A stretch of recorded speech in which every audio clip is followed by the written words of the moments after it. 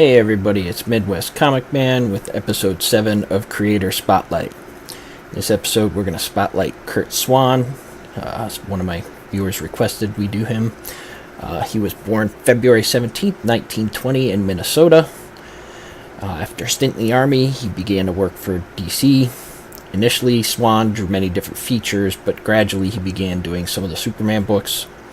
In the early 1960s, Swan became the definitive artist for Superman after Wayne Boring's run. During this time frame, Swan was responsible for hundreds of covers across a wide range of Superman titles and became the look for Superman until Crisis of Infinite Earths. With his frequent inker Murphy Anderson, the pair's collaborative artwork came to be called Swanderson by the fans. After his run on Superman, Swan continued to work in the industry, mostly on minor projects. We lost him on June 17, 1996, in Wilton, Connecticut. An unpublished story featuring Swan's art was posthumously released in Action Comics 1000. In no particular order, here are some of my favorite Curt Swan covers. First, we have Lois Lane number 1. For many people, Curt Swan is the Superman guy. He drew Superman-related titles for over 30 years. This is the first issue of Lois Lane's long-running title, and it may remind you of a more recent cover. I think Frank Cho was clearly influenced by this when he did the Harley Quinn Halloween issue. Next, we have Jimmy Olsen number 1.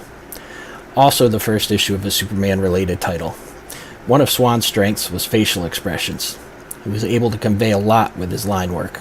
For example, in this one, we see a clearly bemused Superman watching an enthusiastic Jimmy Olsen. There is a reason he was on these titles for so long. Next, we have Lois Lane number 5. I'm going to hazard a guess and say this cover would never fly today. Lois Lane as the fattest girl in Metropolis. Not very politically correct in today's day and age. Somehow, I think somebody would be offended by it. What do you think? Anyway, still a great cover. Next is Lois Lane 27.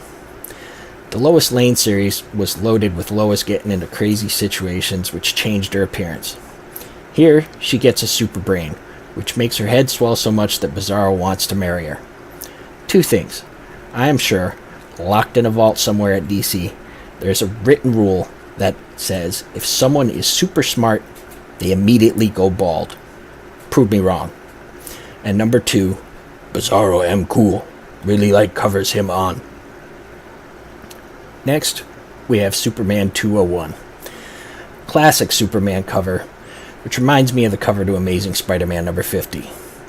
Spider-Man 50 came out with a cover date of July 1967. This issue has a cover date of November 1967. Could this have been influenced by Spider-Man 50? We'll probably never know, but it's certainly possible. In any case, I really dig this cover, and it would look good displayed side by side with Spider-Man 50. Next, we have World's Finest 142. One of the creations I read over and over again as a kid was Composite Superman. I don't know what it is about him, but I had a copy of one of his appearances, and I wore that thing out. Classic cover of his first appearance here.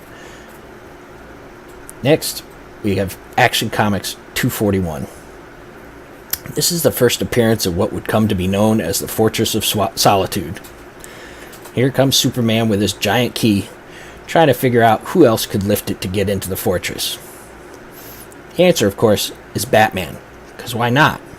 But seriously, how did he pick it up? Did he have a couple cranes?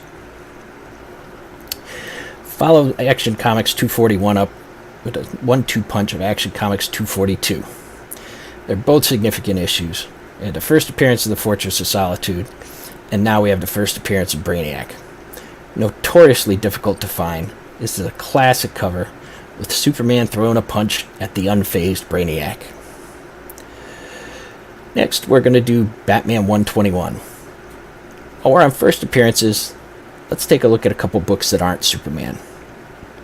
Here we have another difficult book to find, the first appearance of Mr. Zero, who's now known as Mr. Freeze.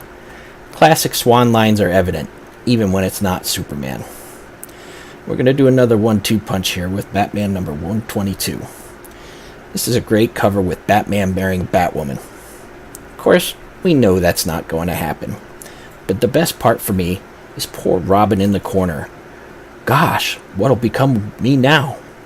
Frederick Wortham would have had an absolute field day with this cover. And let's go with 3 in a row. Let's do Batman 123. I included this one for one reason. In the early days of the Golden Age, artists were not allowed to sign their work. Batman, for example, always listed Bob Kane as the creator. Artists used to use little tricks to sign their work. I know Jerry Robinson used to try to sneak the initials JR into the page somewhere. For Curt Swan, one of his little signatures was to have the middle and ring fingers of a character together, which you can see on Batman here. With the murky record keeping of Golden Age stuff, this is often one of the ways artists are confirmed. And finally, we'll finish with Action Comics number 300. It's an all-time classic Superman issue.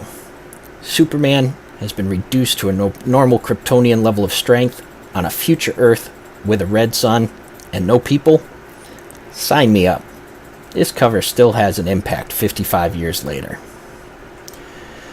As you can see, Curt Swan was known for his ability to portray human emotions. He was very respected at DC, and in 1985 was named as one of the honorees in the company's 50th anniversary list of creators who made the company great. As a memorial to Swan, he was written into an issue of Legion of Superheroes, number 92, in May of 1997, with a cameo as an art teacher. Thanks for watching, everyone. If you enjoyed this video, please smash that like button and sub me up. Put my website for my cleaning and pressing business in the description below. Reminder, it's still a work in progress, but I should be updating it hopefully this weekend. If you need any info or have any questions about it, my email address is on the website.